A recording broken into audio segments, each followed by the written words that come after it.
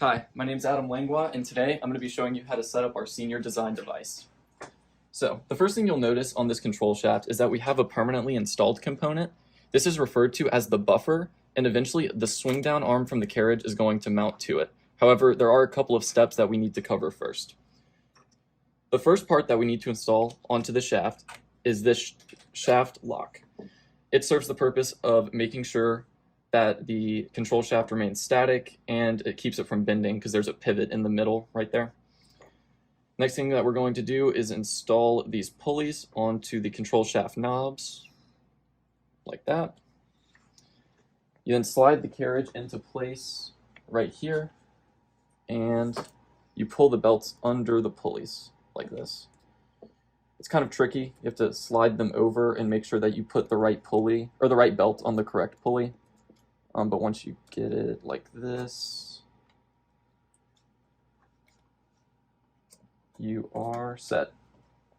So that's how you set that up. The next step is to bring down the spacer arm. That'll lock right there, and you can see it holds the carriage rigid to the control shaft. There's a connector that goes right here, and there's screws that just pop in like such. With the other screw go. Like that. And then last but not least, these tensioner arms, you're going to swing them into place. There's a wing nut on the bottom that you spin to tension them. So now those are locked in place. You can see the belts are tensioned. And then this pivot has a second screw in the back. You just slide the screw through, it comes out right there, and that locks with a thumb nut. So that's all the steps to setting up the device. You're then able to grab the controller and you can move it around however you want.